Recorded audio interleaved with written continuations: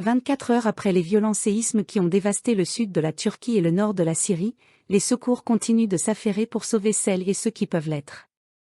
Le point sur la situation. Après le choc, c'est une course contre la montre pour aider les survivants qui a lieu en Turquie et en Syrie, victimes lundi 6 février de 2 violents séismes ayant fait des milliers de morts. Si l'aide internationale commence à arriver, la difficile météo complique le travail des secouristes. Le point sur la situation 24 heures après le drame. Selon le dernier bilan officiel qui risque de s'alourdir près de 20 heures après la première des 3 secousses, d'une magnitude de 7,8 ressentie jusqu'au Liban, à Chypre et dans le nord de l'Irak, plus de 4300 personnes ont trouvé la mort dont 2921 en Turquie selon l'organisme public de gestion des catastrophes, AFAD, et plus de 1440 en Syrie.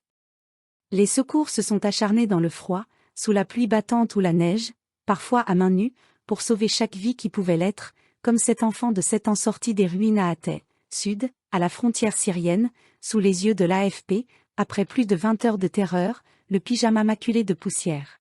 « Où est ma maman ?» a-t-elle dit aux secouristes qui la tenaient dans les bras.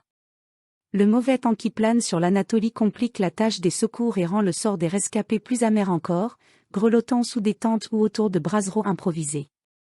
L'aide internationale à la Turquie doit commencer à arriver mardi avec les premières équipes de secouristes, de France et du Qatar notamment. Le président américain Joe Biden a promis à son homologue Recep Tayyip Erdogan toute l'aide nécessaire, quelle qu'elle soit. Les Français envisageaient de se rendre en particulier à Kahramanmaraş, épicentre du premier séisme, région difficile d'accès et profondément meurtrie ensevelie sous la neige. 2 détachements américains de 79 secouristes chacun se préparaient lundi à se rendre sur place, selon la Maison-Blanche.